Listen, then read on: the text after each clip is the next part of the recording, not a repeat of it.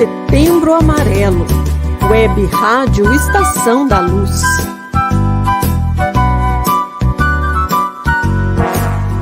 Você nasceu do amor. Você nasceu do amor. Você é amado. Você é amado. Eu vim para que todos tenham vida. E vida em abundância. Setembro Amarelo, Web Rádio Estação da Luz.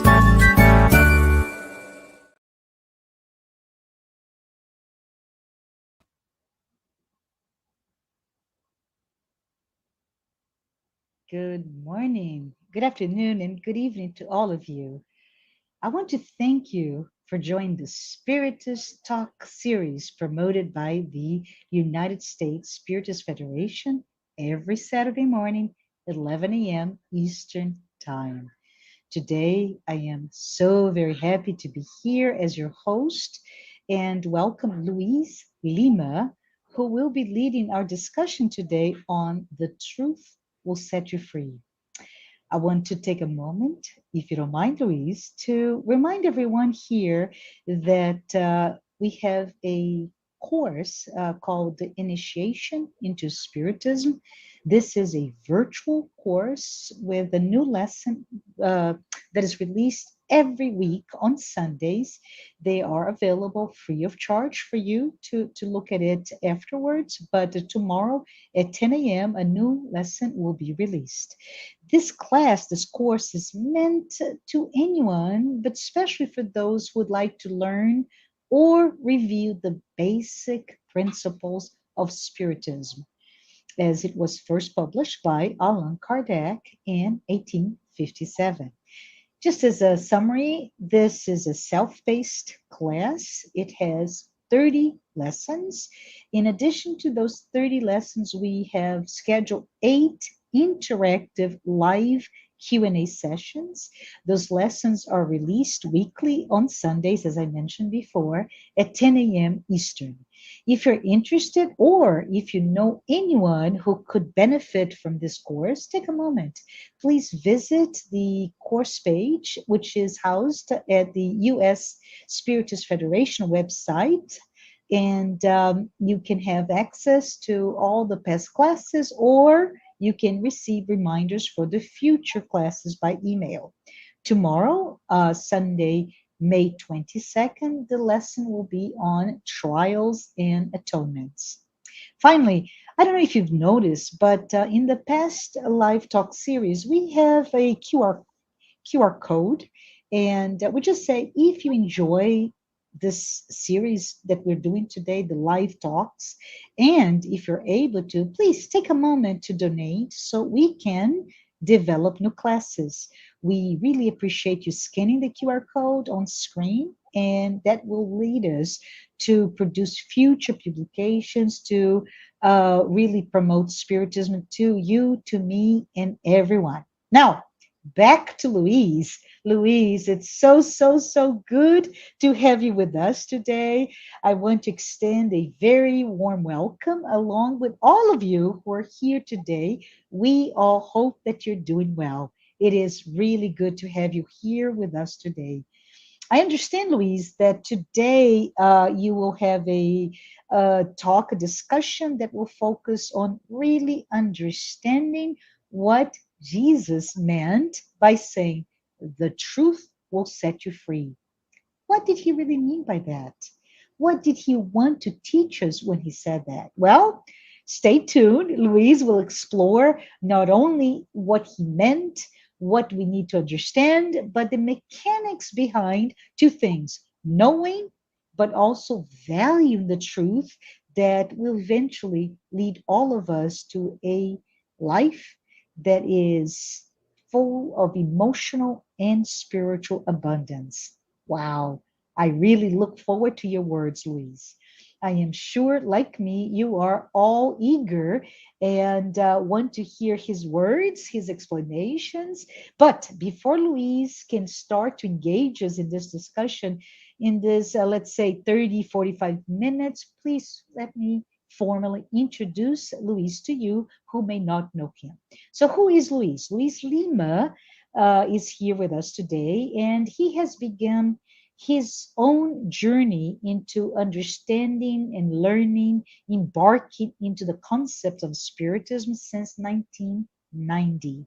As a serious researcher on the scientific aspect of spiritism, Luiz has been providing all of us with amazing studies of how to bridge science and spiritism in Portuguese as well as today in English. Mr. Lima is renowned for his lectures in the Spiritist movement, and he has participated in local as well as national seminars and events throughout the year. Right, Luiz? Professionally, Luiz holds a degree in electronics engineering, and he works in the computer network industry. Final reminder, everyone, please, as you listen to Luiz, send your questions. You can use the chat window. Luiz will reserve time to address your comments and or questions once he concludes his presentation. Now, Luiz, please take it away. Hi, Marcia. Thank you so much for having me today. Thanks for you following us here live and even after the fact. So the topic is for me personally, it was very challenging in the beginning when I started my journey in Spiritism, when Jesus said, know the truth and the truth will set you free. And I go like, should I scratch my head? This is not making sense to me. It's vague. I need something more, per se, black and white. So I set my own avenue on researching this. And it led me through several different pieces of the puzzle. So that's what I wanted to bring to you today. And we're going to kick off by using two sources. Okay, one of them is when Jesus actually says the phrase. So he has some Jews with him. The Jews were already following him. They already believed in what he was saying. But then he goes back to these Jews and he says, if you hold to my teachings, you are really my disciples. Then you will know the truth and the truth will set you free. Well, let's go back in time, 2000 or so years ago. How many of those Jews understood what he said? Know the truth and the truth will set you free. I'm not sure, but from what we know about Jesus' life, not everybody would understand that, not at the time. And maybe even several years and decades later, and 1,000 years later, and still today, it is challenging for some people. What changes, I think, is the arrival of Spiritism. This promised consoler that will explain in details, in depth, what Jesus was trying to say. So when we go to Spiritism to research what that all means, we come across right in the first book, the Spirit's book, we come across question 115. So this is a book where Allan Kardec is placing the questions towards the highly evolved spirits, and they will respond to us. And because they are highly evolved spirits in the discarnate world, their answer is at least one layer above ours. We got to make that sure. So the question is about, are all spirits created equal, or some are good, some are evil? That's the question, is around that. And the spirits will answer. The detail is within the words. So let's go easily here. God has created all spirits simple and ignorant, meaning without knowledge. So the word knowledge appears right here. So everybody starts from the get-go to the same point, simple and ignorant. The phrase continues. God has given each one of them a mission that is aimed at enlightening them. So there's a goal here, enlightening them and progressively leading them toward perfection, progressively. There is no snap of fingers. Progressively requires effort. It requires work, leading them towards perfection through, and now he's going to tell us the method, through knowledge of the truth. So the knowledge of the truth becomes this tool, knowing the truth becomes this tool to reach perfection. And Spiritism is going to explain to us how that happens. What's behind the scenes in this method? How do we achieve knowledge of the truth? What it exactly means. So we have some words that we need to tackle first. One of them is the word truth. In this sentence, the knowledge of the truth, the word truth is used in the sense of a reference, but with authority. It's a reference. Knowledge of the truth. So where do I seek the truth? In the reference. Where is this reference? We're going to go through this, but that's the meaning of the word truth. There's a reference, and that reference comes with authority. And we need to be able to reach that reference to get to know what truth is.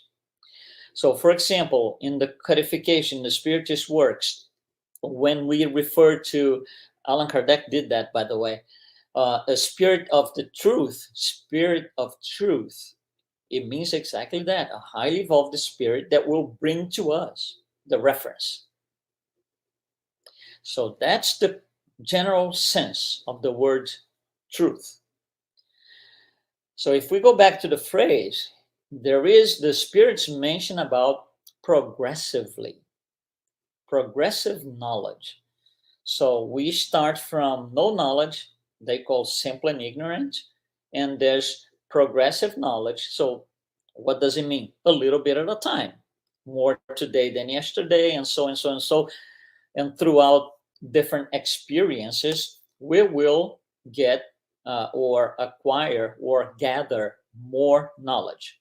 Just like our lifetime here. We start as kids, as young babies and infants, and so we acquire knowledge to a point that we become adults with a lot more knowledge than when we were kids.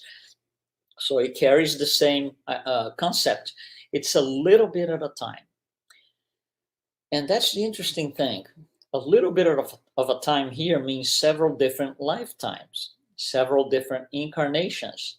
So at each incarnation, we are learning more than the previous one. So to the point that we can say, for all of us, no exception, this is the better life ever. This is our better incarnation ever in terms of getting to know the truth through knowledge. So a little bit at a time. Now, we can conclude something interesting here. If there are several different lifetimes, several different incarnations, at a given point, I have a certain knowledge. Think about an amount of knowledge, if you will. For me, at that time, and for all of us, we believe that that knowledge is the truth. So, for example, let's just say 300 lives ago, I thought that what I knew was the truth. 300 lives after, on this one, I still think I know what I know is the truth. But the truth that I believe that I know today is not the same I had 300 lives ago. So how come the truth changes? How come truth is not a moving target? So you see, we're getting to dig into the words to understand what Jesus was saying. Because the truth, the absolute truth, cannot be changed. If I'm changing the truth, I'm trying to rule the world by establishing what the truth is. And I establish what the truth is, I tell you what it is, and I kind of, in quotes, dethrone God from establishing the absolute truth. And doing this leans more towards simple and ignorant than towards perfection. So the more I try to establish the truth, the more I try to rule the world, the more simple and ignorant I am, if we put it this way, and less perfect I am. So the knowledge will be, I will be gathering knowledge. But if I believe that what I know today is the absolute truth, that's impeding me from getting better. That goes against myself.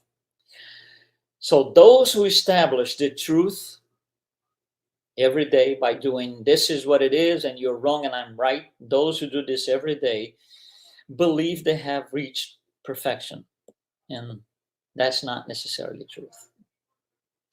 So truth is not what I say it is. Truth is not what I declare the truth to be. Truth is not determined by the things I want them to be like. It's not determined by the way I portray life to be. That truth, folks, that truth is nothing more than my personal opinion. It's just my opinion, and my opinion changes. 300 lives ago, I had different opinions about a lot of things. My knowledge today compared to that lifetime, 300 lifetimes ago, my knowledge is better today. So my opinion is different. Still doesn't mean I know the truth altogether, but truth changes. You see, why does it change?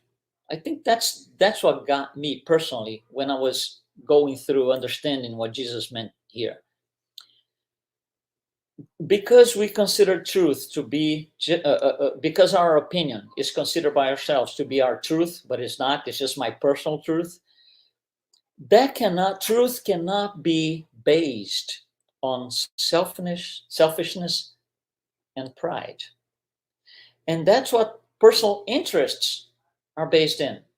So if what I think is true is my personal truth, it is based on my degrees of selfishness and pride. And then my truth becomes a moving target. So we have double standards. We have favoritisms. And if we look into, just a parenthesis here, if we look into what science has been discovering and studying through quantum mechanics and quantum physics, we know that the truth is nothing more than one possibility. You see, the truth, that's quantum physics, right? The truth depends on the observer. So you and I, we look at the same event. It could be anything. It could be a person walking down the street and I have an opinion about it. You have a different opinion. It could be a tennis game where I think the ball hit outside the court, you hit inside, and we were at the stadium at the same time looking at it. See, this is all because it depends on the observer. And the observer of our lives is ourselves. So my truth carries in it the fact that I am the observer. And it isn't the absolutely truth. It's just my opinion. And that's not what Jesus is talking about. He's not talking about personal truth. He's not talking about moving targets. He's not talking about any of that. Because those, like I said, they are based and supported by our degree of selfishness and pride.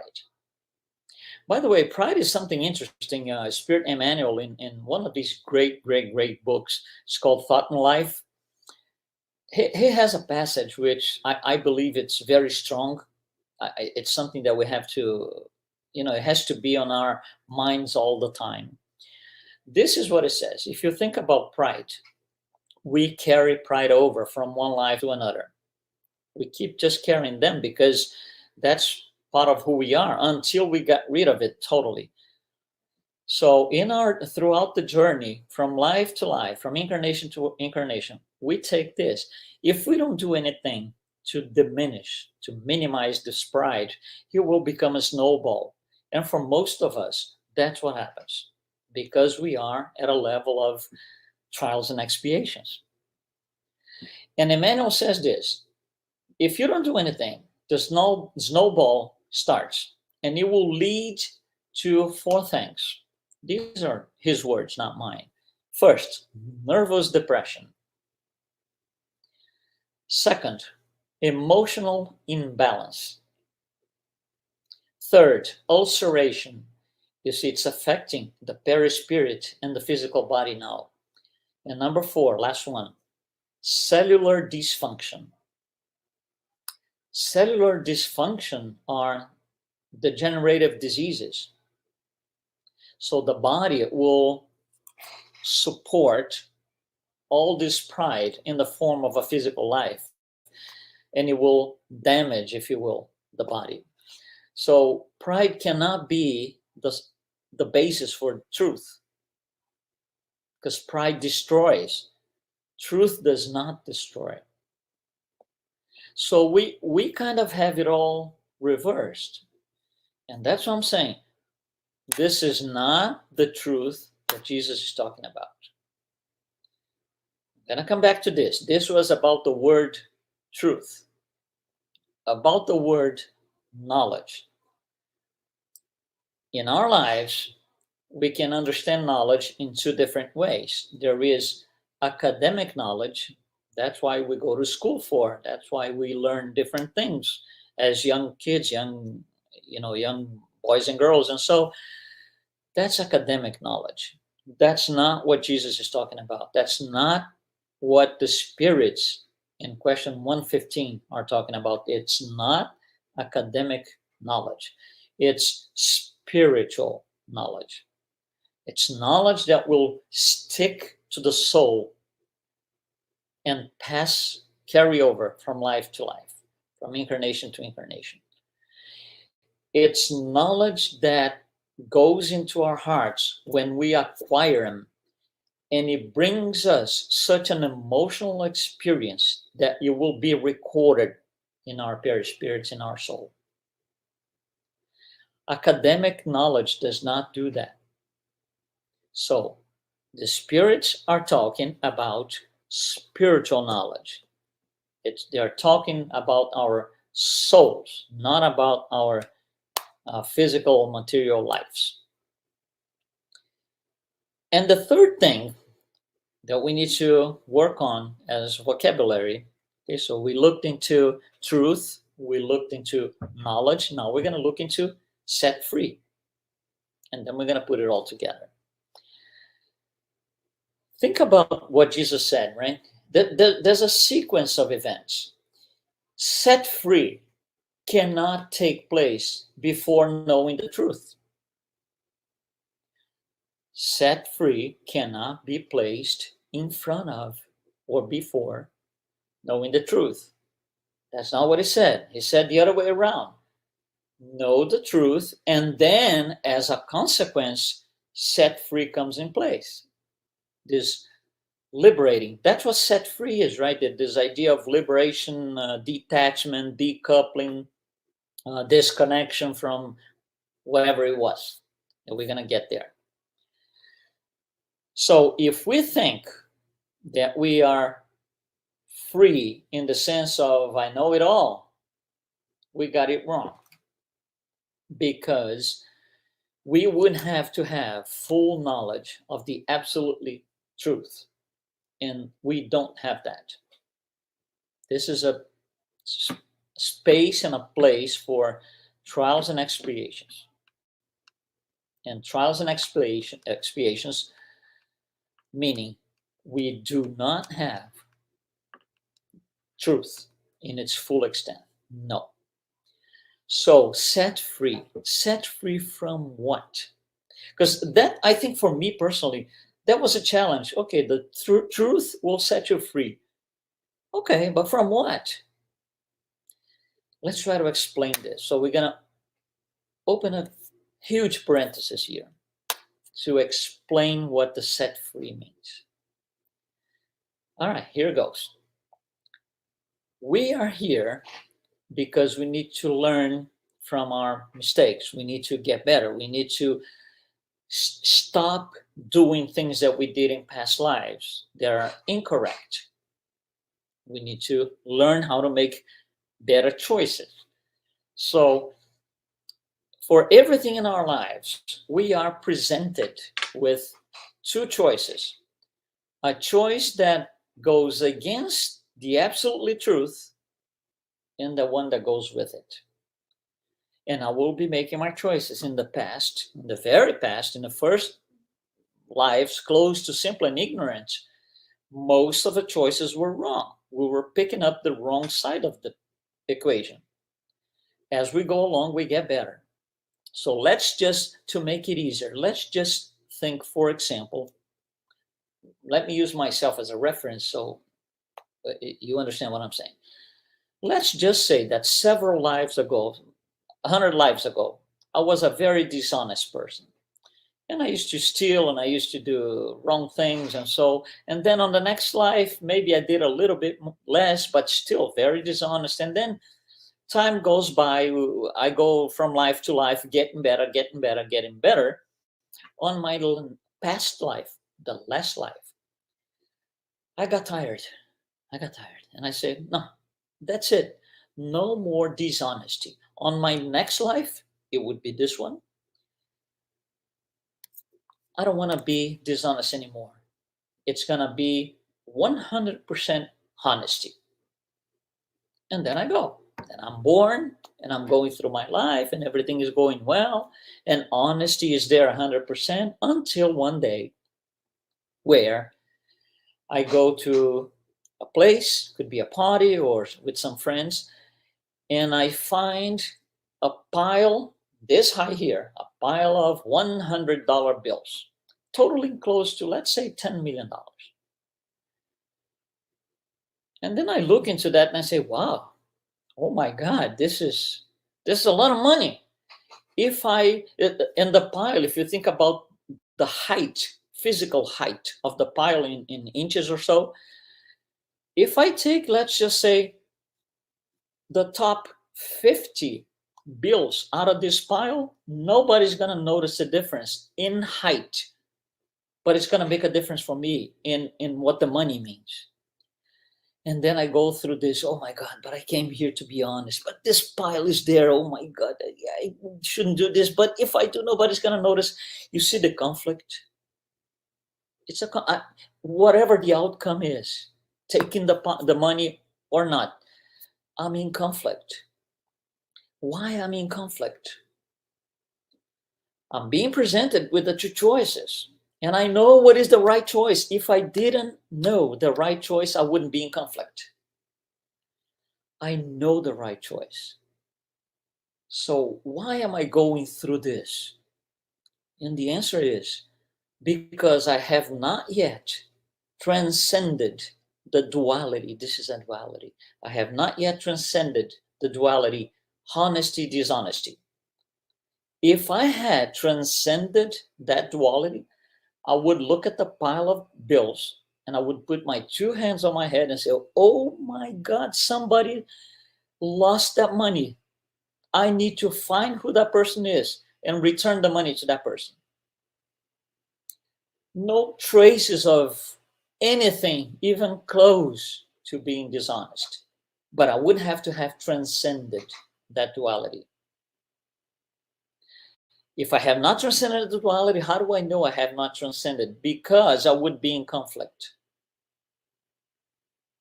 Here are my two choices. I have to make one. I want to make this one on the left, but I know the one on the right is correct, the correct one. Conflict. And that goes for several dualities. Just another quick example. Alcoholism and sobriety. So same thing. Let's say that 300 lives ago, I was alcoholic, to the core, and less and less and less and less as I progressing my subsequent incarnations. And then on the last one, I discarnated and said, no more alcohol. That's it. I can't take this anymore. That's it. So I come to this life here, and I'm not going to touch alcohol, for example, right? So I go and everything is okay, and I'm born, and I become a teen and I go to parties and so, and then one day in a party, somebody puts right in front of me the most desired bottle of whiskey on the planet, the most expensive and desired bottle of whiskey on the planet. And then I shake to the core. And then I go, oh my God, this is the best ever drink that I could have. Maybe I could have just a quick sip, just put my hand in the alcohol and do like this. You see the conflict, it's building up. Tremendous amount of conflict. And why am I going through this? Because I have not yet transcended the duality, alcoholism, sobriety. If I had transcended that duality, my attitude would be something like this. I look at the bottle and I say, oh my God, this is the most desirable, most expensive drink that we can have in this planet. I should put this away because we have some people here, some colleagues that if they see this bottle, it's going to be disaster. Let me put this thing away. It didn't even occur to me to use it for myself. Zero. That would only happen had I transcended the duality, alcoholism and sobriety. And it goes for all dualities. All dualities are vices against virtues. And the mechanism is the same for all. So, how do we get out of this? Think about this. While the duality is a fact, meaning I can be right here, honest or dishonest, I'm in conflict. The day that I transcend the duality, dishonesty is no longer a possibility. So there is no duality anymore because I don't have two sides. So the duality no longer exists. It dismantled. So we cannot call that honesty only. We cannot call that duality. We call something different. We call truth. That becomes the truth. And when I get to know that truth, what happens to my conflict? I'm free. He set me free. When I got to know the truth, that dishonesty is not the truth, but honesty is. Dishonesty disappears altogether, and there is no duality any longer. There is truth. I want to bring you an idea here. Let's go by analogy because material things are easier for us to refer to because we are living temporarily a material life. So let me bring you this idea here. I want to bring you something physical, the sun. We don't physically pick up the sun or put our hands on it, but we know it's something physical. It's out there. We have 5 senses to feel the sun. So think about the sun. And I'm going to ask you a question so for you to think about. 5 seconds, think about this. What time is it dark at the sun? What time is it dark at the sun? Answer, never. Then next question, why not? Why is it never dark in the sun?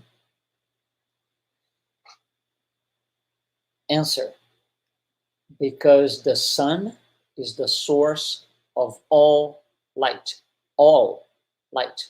Not some light, not a few rays here and there. All light. So when am I going to be in peace? When I become the source of all peace. When am I going to be tolerant? When I become the source of all tolerance. When am I going to be honest? When I become the source of all honesty.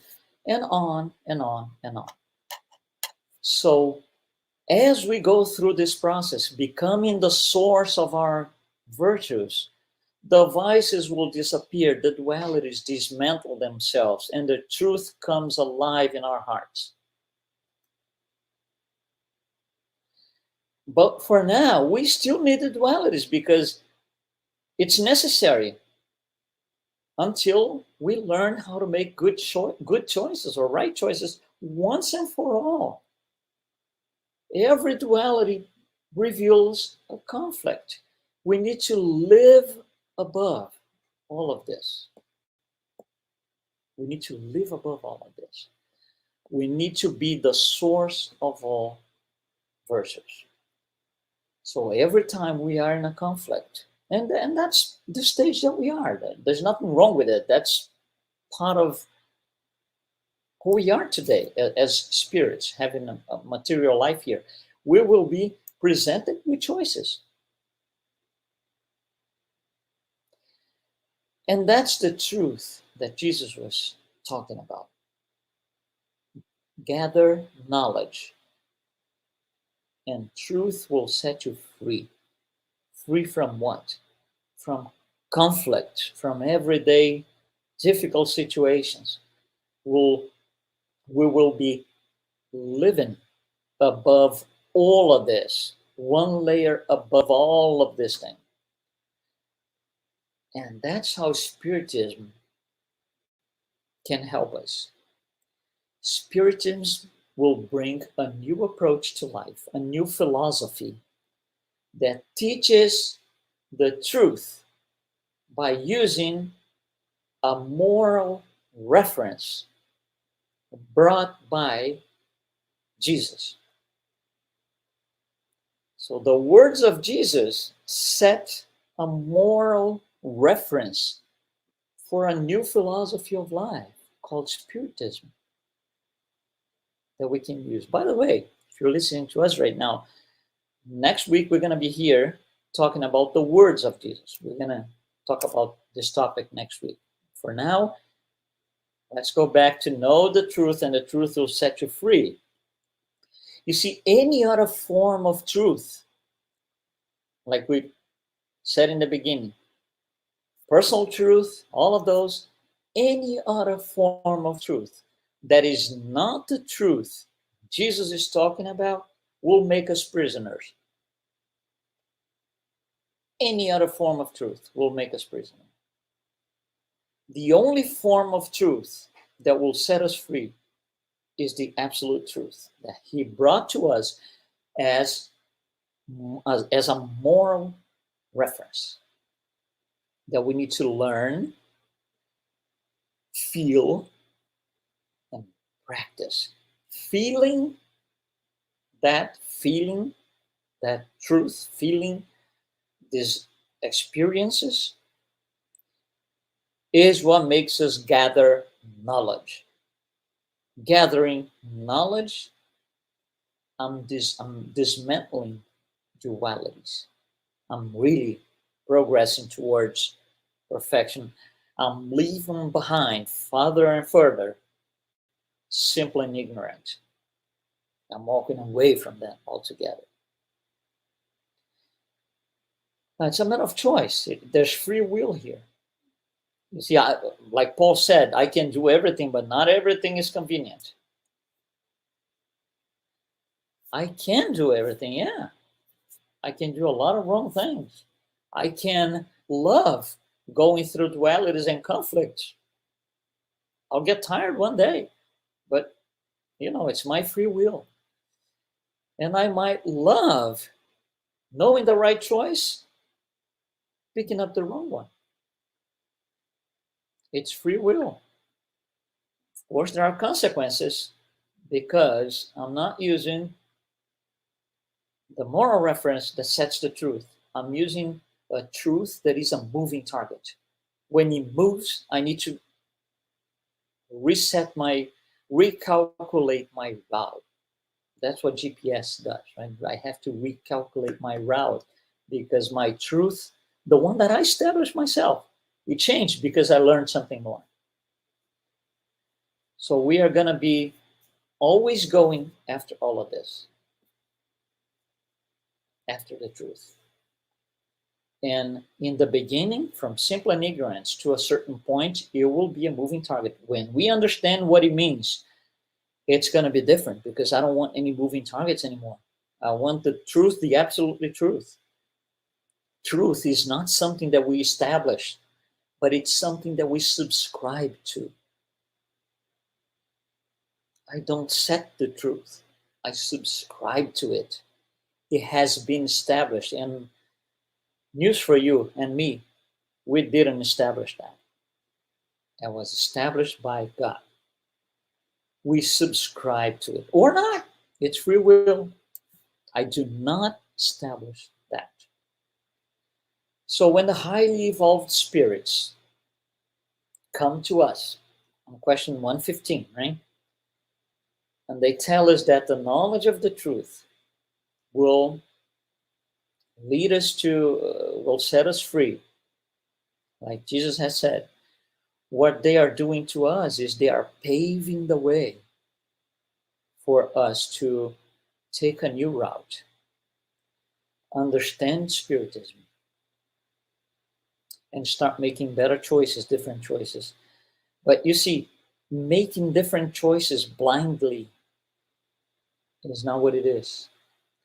Because I can be in front of the pile of the money, of money that I used as an example, and I can go like, let me ask somebody what I should do here.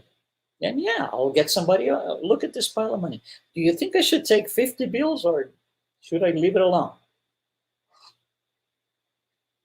You see, that answer is not coming from, is not paving my way. It's not doing anything for me.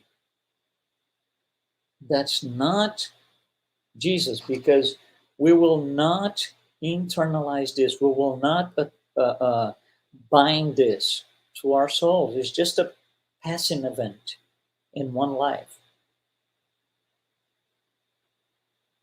The minute that I can explain to me, right there to myself, see, I could take this money, but I'm not taking the money. And I'm not taking the money, not because, I'm here right now with a lot of people watching. No, I'm not taking the money because I learned what the actual truth is. And the actual truth is not about the physical bills, it's about honesty. It's about my choice.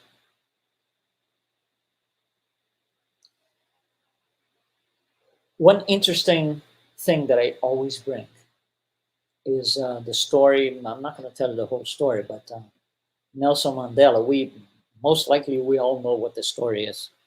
Nelson Mandela was incarcerated for 27 years. 27 years. For something that, at the time when he was arrested first time in 1962, he couldn't even figure out why he was being incarcerated. So he was asking around, and no answer. No straight black and white answer. You're being incarcerated because of this, this, and no. The answer was just shut up. Shut up, get into your cell, stay there. A few years later, I think 3 years later, that's when a formal declaration of why he was being incarcerated came to be known. He was being incarcerated because he was challenging the government because, of the apartheid. He did not support apartheid. Okay, so he spent 27 years in prison. Long time, long time.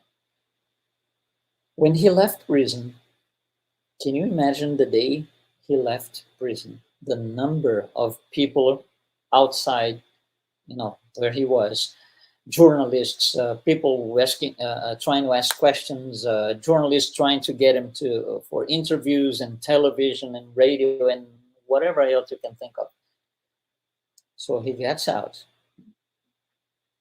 He looks at all of that and he says one phrase.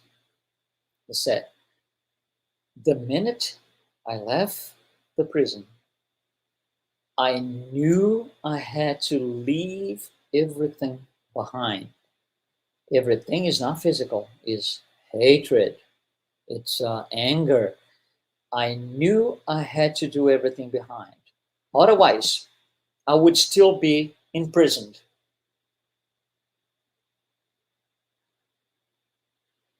You see, it's not physical. If he got out of prison with all this hatred in his heart and this anger and I want revenge and I want justice, he would be still attached to all of that. He will still be suffering. He wouldn't be free, because that does not set anybody free. And that goes exactly in line with what Jesus was trying to tell us.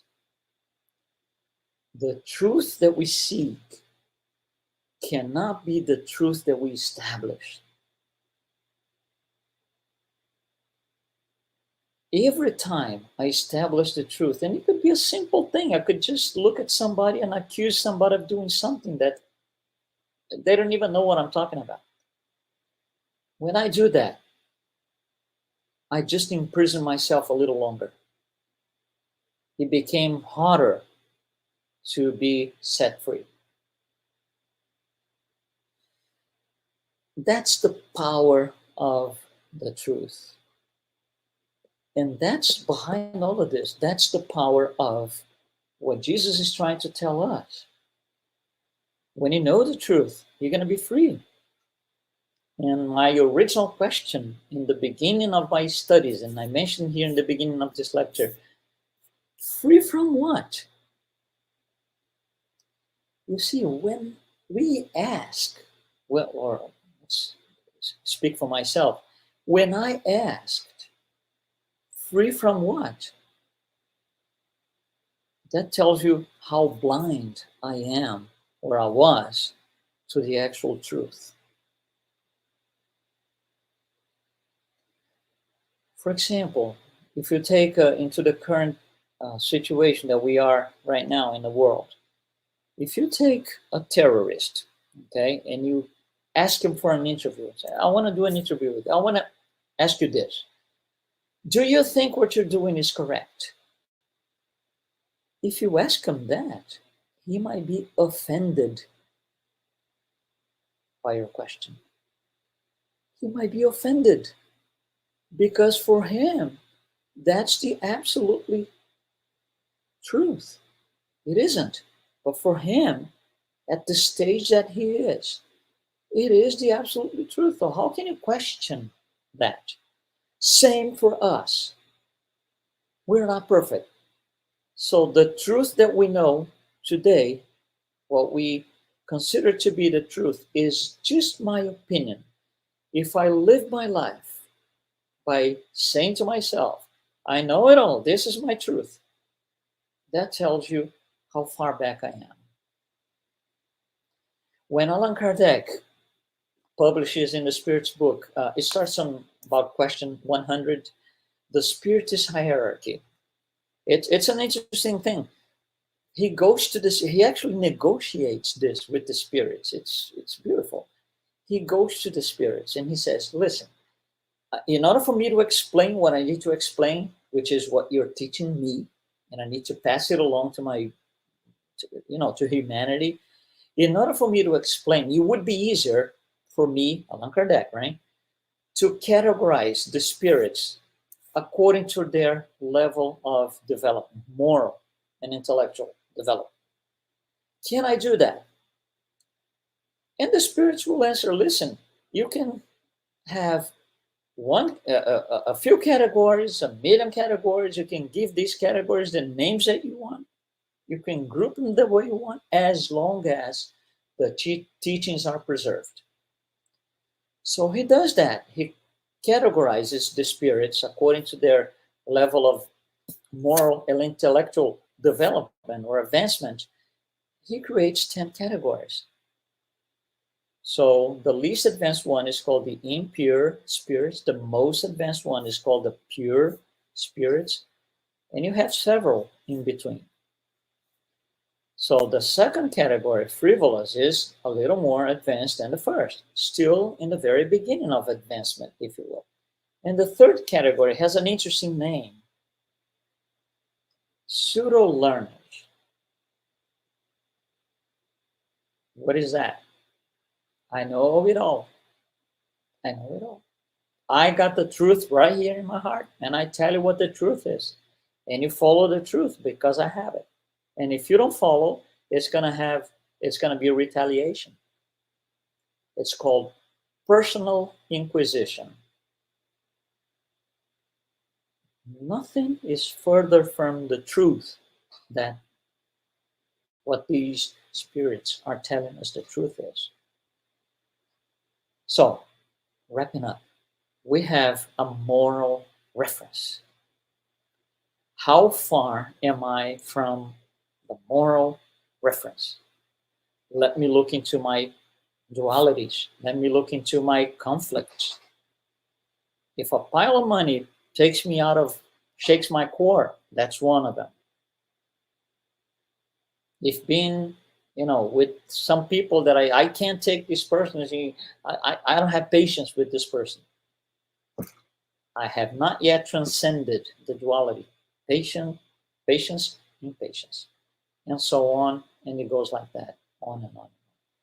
So Spiritism, which is this promised consoler, came to take that simple 10-word phrase from Jesus and bring us all of this thing, all of these layers of knowledge to be acquired about the truth, knowing the truth,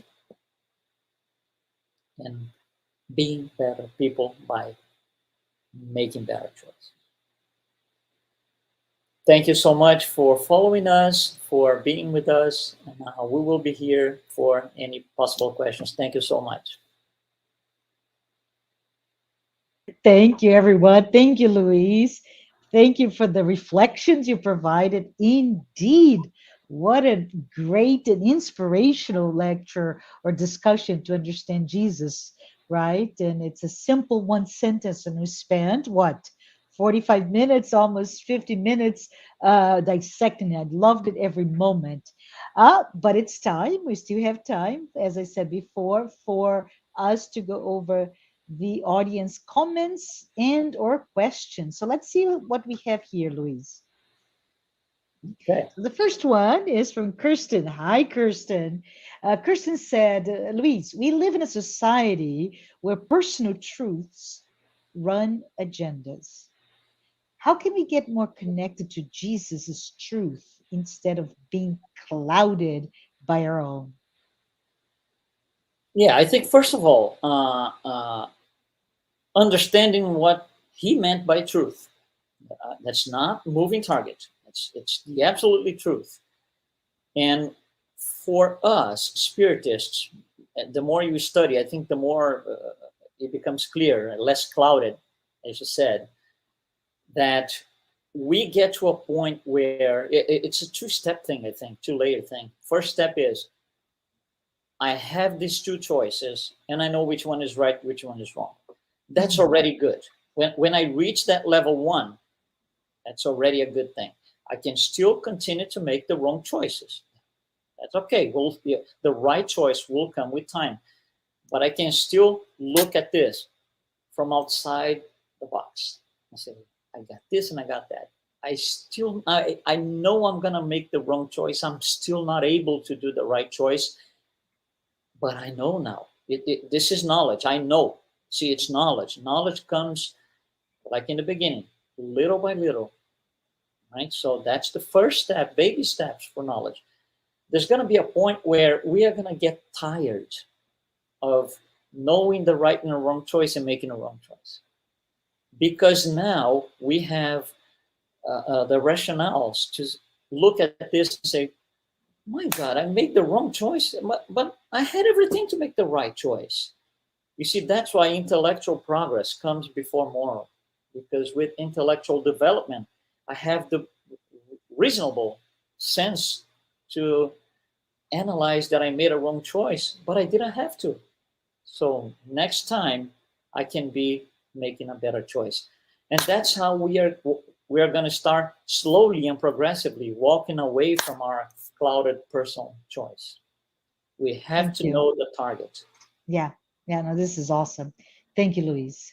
So let's see if we have another question. And Kristen follows up with, also, it seems we're trying to love it, our own truth, right? The whole absolute versus relative truth.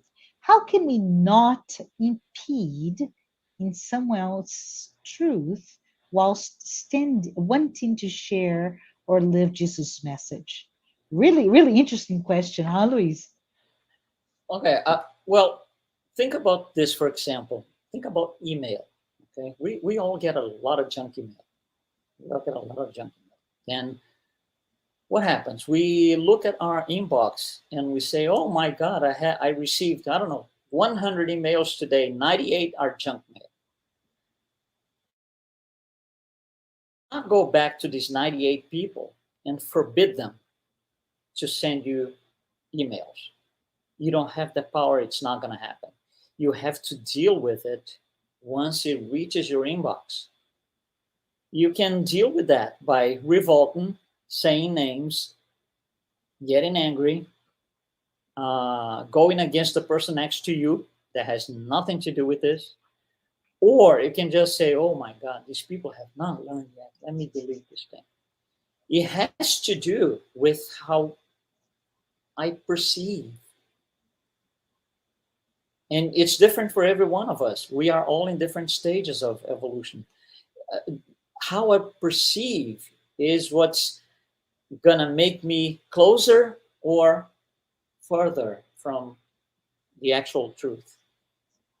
I cannot be angry at somebody because they are right on my side due to something that somebody else on the other side of the planet did. You see, if I turn on the news and I see wars and people dying and I get revolt about it, you see, the people in my family around me are not the ones that have to listen. I have to deal with this with a different perspective. Again, my perspective will change with time because my personal truth will change to one point where it will no longer change. Whatever happens, I live above that now. So whatever comes in is not going to affect me. And we have examples of that. Jesus is one of them, but we have more recent examples such as Chico Xavier, Mother Teresa, Divaldo Franco, so many people, Gandhi, right? Whatever was around them, they were living above it. It wouldn't matter to them. So. Yeah, I think somehow you talked about or glimpsed into those 10 categories of spirits. I know they're artificial categories so we can understand. And we keep moving, right? From impure all the way to that pure spirit, a Christ-like type of spirit that is living that absolute truth. But our progress is a journey, right? Let us all transcend those dualities. But let's see if we have another question, Luiz. Okay.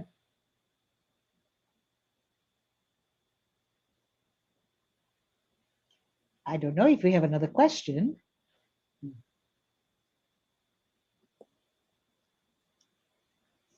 I guess we don't. Oh, there we go.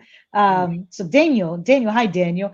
Daniel is asking us, hi Luiz, can you elaborate on your definition of transcend? And I know you use that a lot, and I loved it actually, Luiz, that you use that to discuss different concepts, but the idea of transcend is really key in better understanding. So great question, Daniel. Thanks, Daniel. Yeah, transcend means leave behind. I passed something. Mm-hmm. This is behind. This is not. I'm not looking back. Mm-hmm. I have conquered.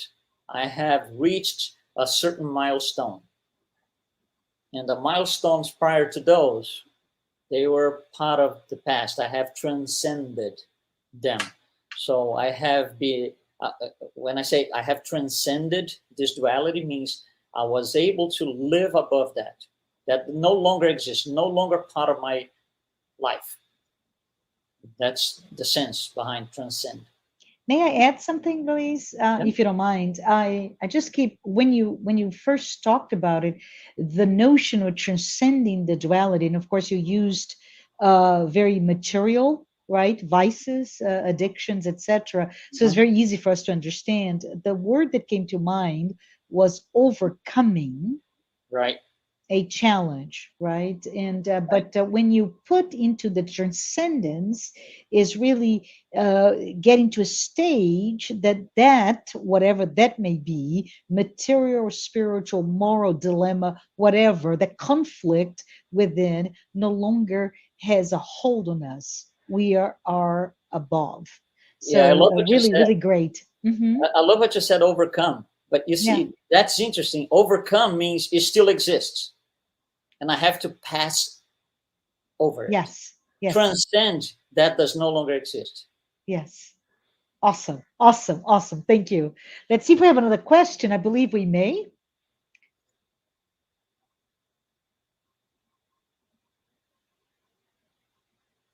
Okay. Hey, Yasko. Yasko Arakawa has sent another one, and she says, "Hi, Louise. Great topic. I agree, Yasko.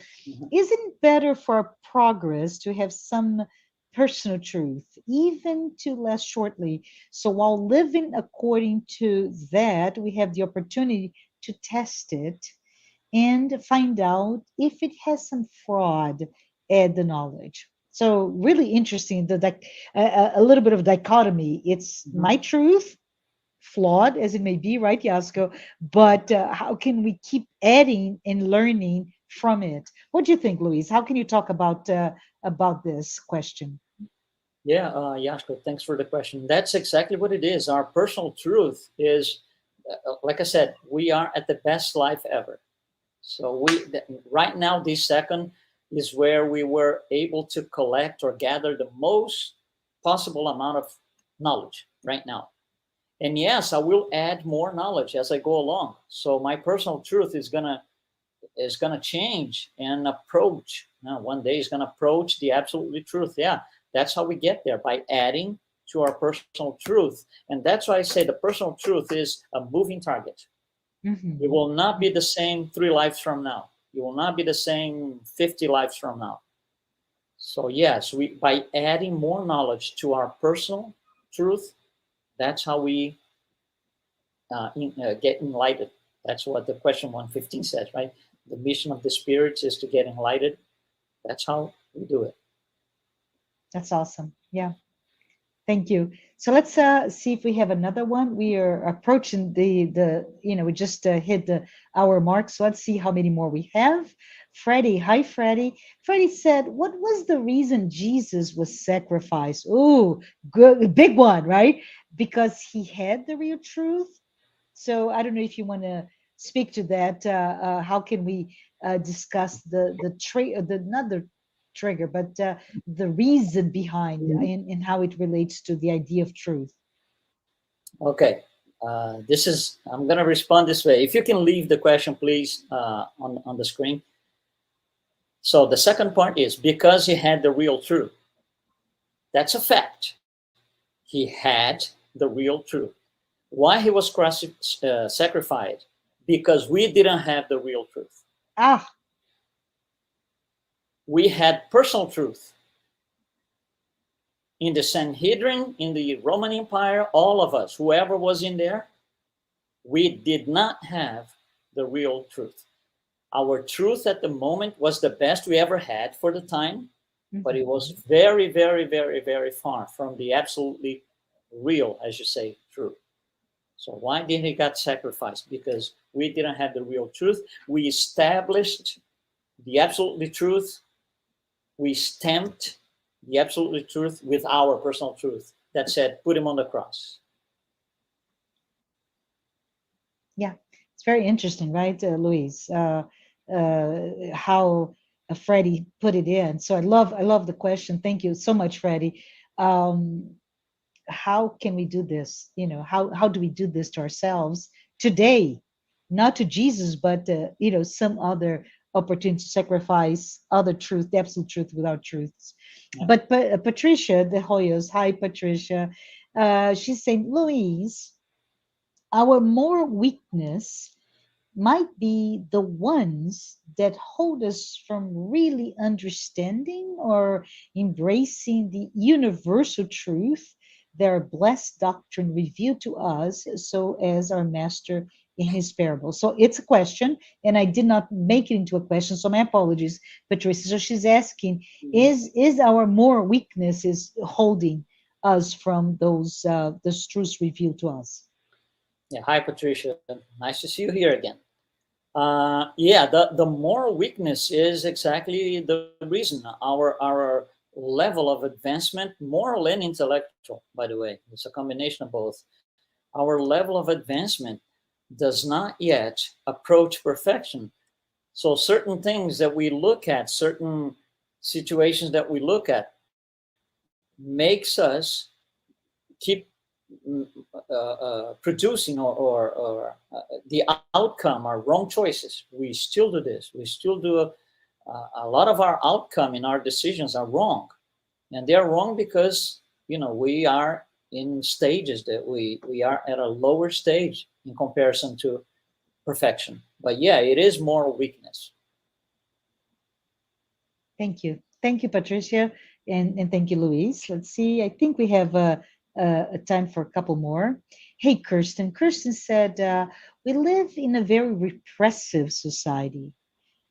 Louise, do you think the best way to fix the duality is to deny the part of us that want us? I think she was talking about the money, right? Yeah. The wallet.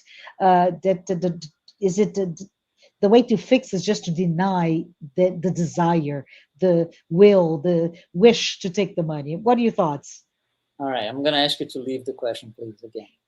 We live in a very repressive. Oh, No. Leave the question on the screen. oh, leave the question, not read the question. No, Okay. leave. Okay. Yes. So I'm going to respond as a physical quantum scientist would. Okay, don't get scared. Here's Bring it on. Bring it on. To fix the duality is to deny the part of us that wants to take the money. If there's a part in us to take the money, the duality is still there. We have not transcended. We are the observer. We are imposing our truth on the situation. Our truth is, I could take the money or I could not. So regardless, if the society is repressive, because we had people living in repressive societies with us, Gandhi and Mother Teresa, and so these people were persecuted. You know, they were under tremendous repressive situations, and it didn't affect them at all because there was no part in them that wanted to take the money. If there is a part in us that wants to take the money, we will feel the repression. But it's not from the society. It's from within. The conflict is internal. You see, it's like don't blame who sent the junk mail. There's no point. Deal with that. So it's the same thing here. If we have this in us, it's internal conflict. It's not the society. So to quote Joanna DeAngelis, right, Kirsten, and I'm sure she's agreeing with me here. It's part of our existential conflicts, and we need to manage them until they're no longer there. Right. So thank you, Kristen, for the question. Let's do one more before we say goodbye. And the United States Spirit Federation sent this. Thank you, Louise, for connecting this teaching with the concept of our world of trials and expiations. Can you discuss the notion of being set free from the perspective of the law of cause and effect? Yes. Every time we make wrong choices, meaning we're not set free yet, every time we go through a conflict and we make the wrong choice, I'm causing something else that's going to show up ahead on my journey. That's a law of cause and effect. So the more I don't do the right choices, the more problems I'm going to have to deal with. I'm going to have to offset everything that I'm doing now. So a wrong choice today will be creating something in my future somehow that I'm going to have to offset. And every time I have to offset something, I'm spending energy, sometimes vital fluid, you know, instead of using that in my own good purpose to deal with things in the past that I could have avoided. And when I mean vital fluid is sometimes things don't turn the way we want because it's an effect of a cause in the past. And we get so aggravated, so mad, so this and that we pay with our vital fluid, with a physical body. And then, you know, degenerative diseases and all these things, heart conditions, whatever it is, they show up in our bodies. That's just effect of a cause that we created by making wrong choices in the past because we didn't know the truth. Yes. Well, thank you. Thank you so much. I think you did beautifully in those, not only your discussion, right, but also the Q&A and how you weaved all those concepts together. So lovely, lovely, lovely, LUIZ. Thank you so much. Thank you. I want to thank you, LUIZ, and everyone else who was here, anyone who is here today to watch this talk live.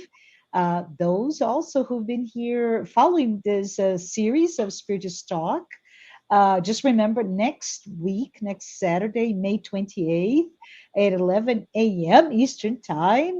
Don't miss this opportunity to hear, to continue this discussion, right, LUIZ? LUIZ will return to us to talk the words of Jesus. He mentioned that before, and he will have a whole hour and plus minutes to really get this sense of amazing knowledge that you brought to us. As we're here and we're about to end our live today, I would like to just take a moment to remind everyone again that the Spiritist Federation has released the virtual course, Initiation into Spiritism. As I mentioned before, it is delivered weekly, free of charge, and the course is meant for anyone who would like to learn or review the basic principles of Spiritism. It is a self-paced 30 lessons and 8 interactive Q&A sessions, and they are released Sunday. So tomorrow, 10 a.m., a new lesson will be released. Thank you so much. Thank you for those who are able to watch this class, this course. And if you want more information, go to the U.S. Spiritist Federation website, as you can see on the screen, www.spiritist.us, to get more information or receive reminders. Tomorrow, live at 10 a.m., the main focus of the discussion will be trials and atonements. So as we just finished our last question, right, we can dive in further into that if you have the time, or you can watch it later. Please don't miss it. LUIZ, before we close the live today, would you mind saying a prayer for all of us? Sure, absolutely. Thank you. Let's concentrate on the image of Jesus. Let's open our hearts and minds to all the influx of good energy that comes from the high realm. Let's just imagine that we are set free, flying high, looking at the universe, looking at the world, all in peace. Every single planet, every single star and light in its place. And you look around, and everything is as it should be. No conflict, no problems. Everything aligned and in being entering our hearts, this peace, this enormous sense of peace invading our minds and hearts. That this influx of energy can give us the strength to make better choices, to understand what the choices are, and to make the right choices. That our mentors and guides, our guardian angels and Jesus can be looking over us all the time, guiding us over the journey. For those who are in prisons, we ask Jesus that